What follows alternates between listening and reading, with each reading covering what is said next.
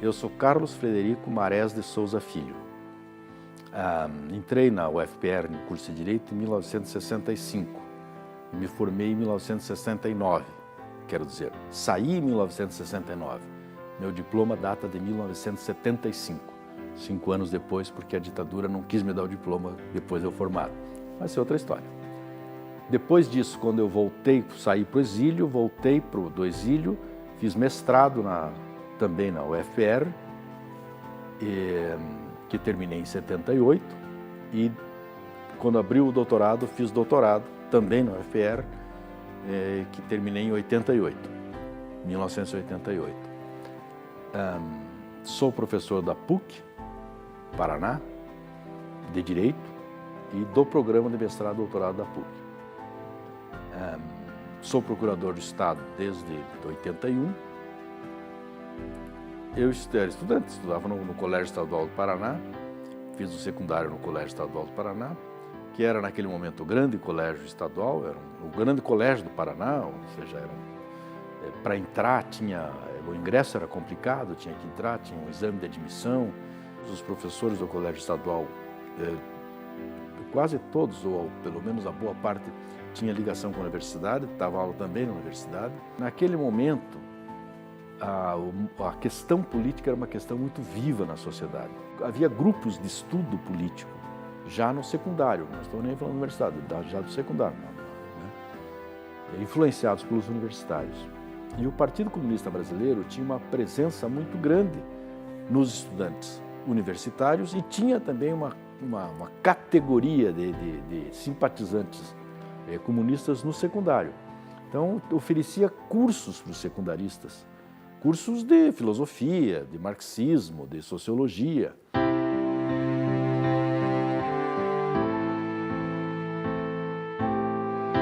A escolha do curso de Direito se deu porque, naquele momento, na verdade, os filhos da elite tinham que fazer medicina, engenharia ou direito. Eram os três cursos que davam profissão. Como eu não tinha nenhuma vocação para médico, e muito menos para engenheiro, o meu curso era o Direito. Mas a gente sempre pensava em fazer o curso de Direito e fazer mais alguma coisa, porque o curso de Direito não era suficiente, né? Então, praticamente, todo este grupo de que eu falo, que era um grupo que tinha uma ligação com as esquerdas, uma ligação com o pensamento político, uma preocupação política muito grande, praticamente todos eles se encaminharam para fazer outra coisa junto. A maior parte do grupo virou advogado.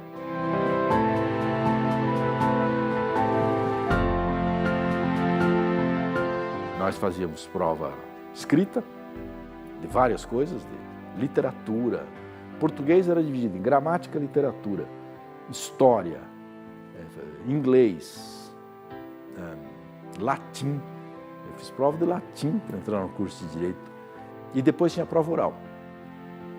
A gente tinha que sentar na banca pública, todo mundo assistindo, as maiores barbaridades do mundo aconteciam nas provas orais. Então o vestibular era vestibular específico, ou seja, se fazia vestibular para Direito, para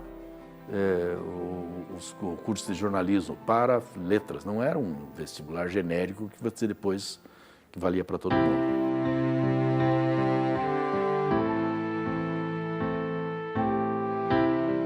Eu entrei um ano depois da ditadura, ou seja, a ditadura militar não tinha completado um ano ainda, ou seja, o golpe militar não tinha completado um ano e ainda não era uma ditadura exatamente, porque naquele momento que eu entrei, no começo de 65, os militares ainda estavam prometendo eleição. Diziam que ia ter eleição, que ia voltar à democracia, etc, etc. Coisa que nunca aconteceu. E nós, no direito, estudamos Constituição. Né? A Constituição é a base do estudo de todo o direito. Então, o que os militares fizeram em 64 foi literalmente rasgar a Constituição. Portanto, eu entro numa faculdade de Direito sem Constituição. A Constituição só foi feita em 66. Então, o meu professor, por exemplo, de Direito Constitucional, ele não me deu aula, eu nunca tive aula de Direito Constitucional. E não me deu aula porque ele chegou no primeiro dia e disse, olha, eu não posso dar aula para vocês porque não tem Constituição.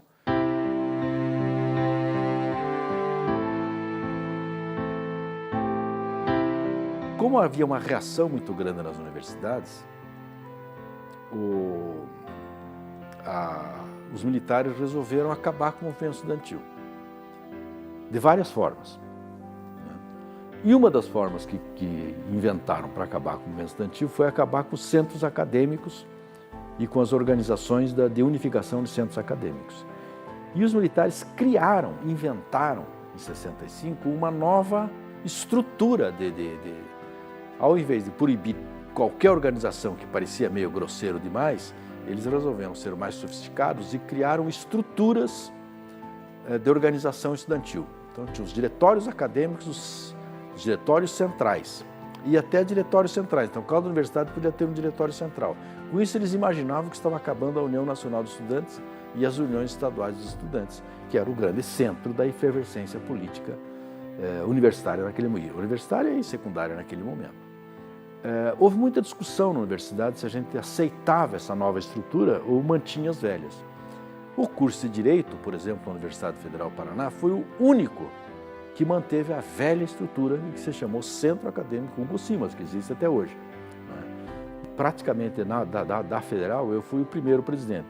Teve um presidente antes de mim, que foi um presidente transitório, foi o que montou o DCE, e logo depois fui eu. O DCE teve, naquele momento, apenas 4 presidentes, e foi fechado.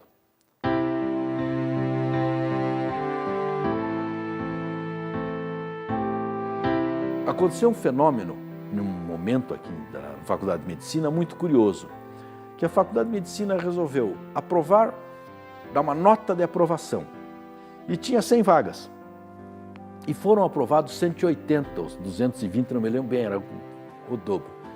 E então, mas a universidade aceitou só 100 vagas. E daí criou-se o movimento dos excedentes. Eram aqueles que tinham passado, mas não tinham ingressado.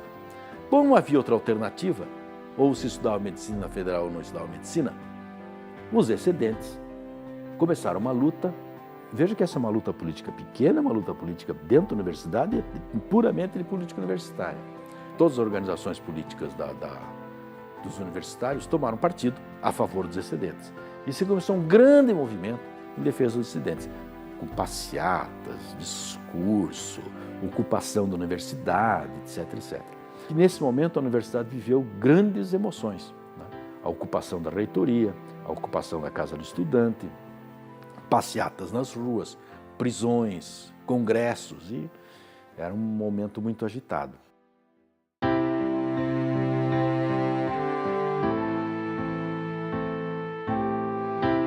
Eu acho que uma universidade, se ela se fecha para si, ou seja, se ela acha que a sua ciência é uma ciência que é capaz de ser estudada dentro de si, entre seus muros, é uma universidade perdida. E eu acho que a universidade brasileira hoje tem muito disso, muita perspectiva da volta da pesquisa para si mesma. A universidade que eu frequentei é uma universidade que olhava para fora, principalmente o que estava para fora do muro, e tentava trazer o que estava fora do muro, ou seja, fora da universidade, para dentro dela. Então essa interação da universidade, mas não formal, não a interação de que a universidade presta serviços a comunidades carentes, mas ao contrário, uma universidade que se abre para participar da transformação do mundo para que não tenha sociedade, pessoas carentes, né? Pessoas injustiçadas, etc. Então é essa a função da universidade. Se a universidade sabe, ou seja, se os que estão na universidade são os que sabem, são os sábios, né? Os sábios, a única função que os sábios têm numa sociedade é ajudar que a própria sociedade se redima.